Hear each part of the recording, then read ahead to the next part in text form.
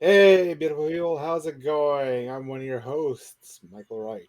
And I'm Nick Dangeli, and welcome to the Doesn't Make the Cut podcast. We're an Indigenous film TV review podcast that you can only watch on YouTube, Spotify, Apple Podcasts, or whatever you listen to your podcast. We would like to acknowledge we're bringing this podcast to you from the traditional unceded Coast Salish territory of the Musqueam, Squamish, and Tsleil-Waututh nations. We raise our hands and thank our Coast Salish relatives for allowing us to live, work, and podcast in their traditional territory. If you enjoy what you're hearing, please consider giving us a like, comment, subscribe, share. It really does help with the channel. We love talking movies, TVs, all the beautiful media shit. Without further ado, spoilers. We're going to spoilers right away. At this point, we're pretty sure everyone's watching it. So, The Boys, episode 4. Your thoughts? All right, man. You know, with each episode, they just exceed my expectations so damn much, man. They just like, wow, man. This one was fucking insane, dude. There was so much that Fucking Jamie. happened. So much that happened. And So much. And there's a lot of revelations here. Some stuff I kind of called out already. No, like overall, like The Boys continues to deliver, which is funny because the previous episode we were just really salty and we're just really,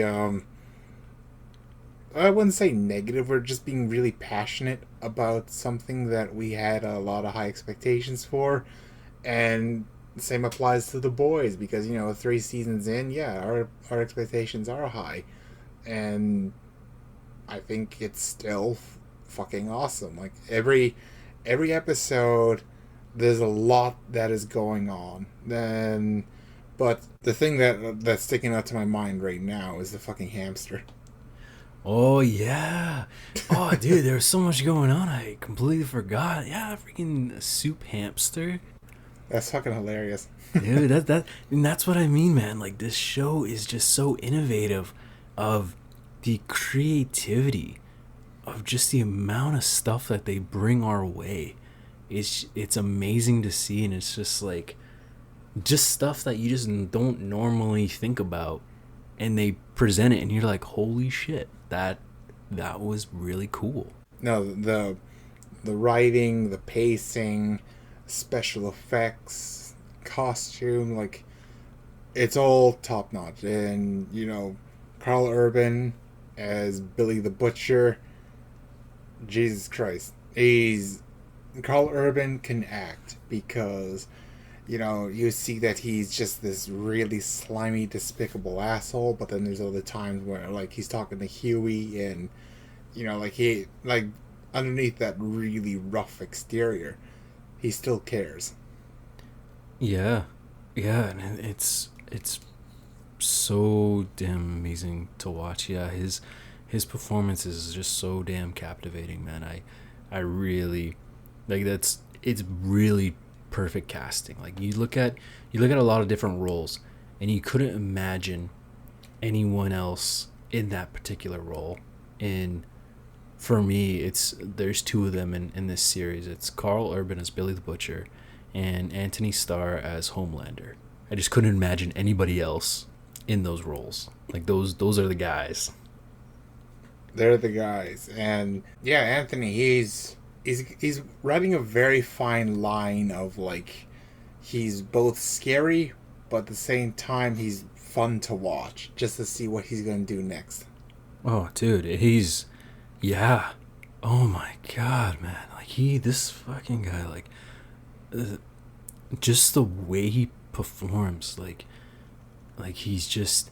There are times, like we said on our last episode, there are times where it's like, damn, I'm really feeling for this guy, and then he just flips it over, and you're like, holy shit, you are an asshole, and No, absolutely. yeah, and right now he's just on a reign of terror, and it just really doesn't it really makes you think of what is he gonna do next because he is so unpredictable. No, that's true. And he's got a house of cards situation where he's got a checklist, and right now he took out his biggest threat, and that was Edgar, what's his dick? The guy who's basically playing the one villain Breaking Bad. Yeah. Uh, Stan yeah. Edgar. So yeah, that's him. So but he's Edgar's still cool. He's still keeping it together. So it makes me wonder, like, what else is he hiding? He's got an ace in his hole right now. Oh yeah, yeah. But talk about a flip of the script. My goodness, seeing his own adopted daughter turn on him that was something else. I did not see that one coming. Yeah, there's a hint of pride there, where he's like, she's more like me than I thought, and like, and you could tell that, like, he's proud, like he's like, my girl's moving up in the world.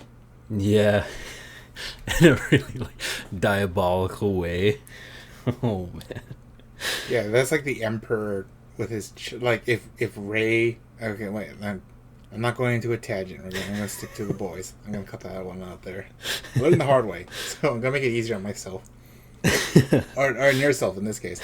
Oh man. But yeah, there was a lot going on, man, and I enjoy the story arcs. You just feel them flowing. They're going into a next step, and they're going into a new direction, and it's really amazing seeing. No, it is. And speaking of story arcs, Huey, he's got a taste of power, and he likes it. It makes you wonder, like, how much worse he's going to be now that he's using the temporary drug.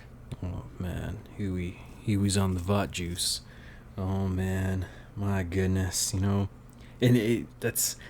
it's really quite interesting to see, because the two guys that despite Soups the most have turned themselves temporarily into Soups. Like, what a crazy story arc, man. Actually, now that you mentioned that, yes, there's a lot of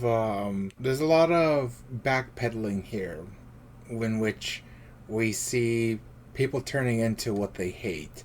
My theory about Soldier Boy is he's got an ability to nullify powers. We saw that with Kominiko. Fuck, what's her name?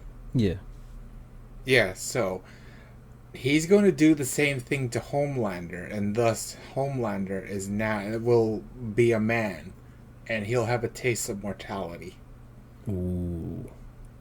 Oh yeah. Now that Soldier Boy is on loose, it's gonna be interesting to see where he's going. And I'm up for that fight. Watching that fight, Soldier Boy and Homelander. Oh, that has to be happening soon. No, it has to be happening soon. I have a prediction that Soldier Boy is going to be the real villain, just because of what he can do, and so I have a feeling like everyone's gonna try to team up against him. Actually, now that we're here, speaking of teaming up, I wanna say that I had a feeling A-Train was gonna betray Starlight and what's his name? Sonic Boom? Sonic guy? Supersonic. Supersonic, yeah. So I saw it coming, and like the look on his eye, the look on his face, and like, you slimy motherfucker, you found a way to get back into Homelander's good graces. That freaking guy, man. Those two guys, freaking A-Train and the Deep, there are times where you really feel for these guys, and then they're assholes, man. They're assholes. Yeah. They're slimy, man, and yeah, like I think you and I both called it. Like, we knew Supersonic was not gonna make it out, but well, I didn't think it was gonna happen this soon. That was the funny thing, dude. And I think it was even more impactful that we didn't see what happened to him. We saw the aftermath, and that was fucking crazy. You could tell Homelander took his time. Yeah. Oh, Dude, that was brutal. Oh, and the reaction that Starlight has. Oh my goodness, it was just. No, some good acting there. Yeah, yeah. The fact that we, yeah, just really felt for that, and oh my goodness, I didn't expect that so soon, but damn, that definitely was crazy, and you know another story arc that I'm really enjoying is Kimiko and Frenchie, of their arc and what they're doing.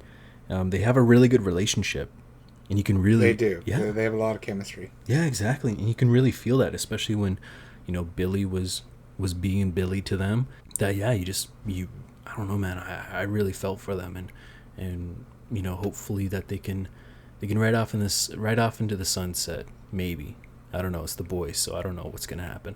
There was a cliche there where Frenchie and Kamiko were talking. They're talking about their plans and what they want to do, and I'm like, okay, I can read a room. I know what's going to happen. Something bad's going to happen, and then next thing you know, yeah, she got a rod in her stomach, and she's not healing, and she's basically dying. So Yeah, hopefully she can make it out, man. That was a shock too. My goodness. I think it would be. I think she might die because so far the writers are always challenging what we predict, and when we do predict them, well, guess what? It happens a lot sooner than we think, and so in the same. Did you play Halo Reach? Halo Reach. I played parts of Halo Reach.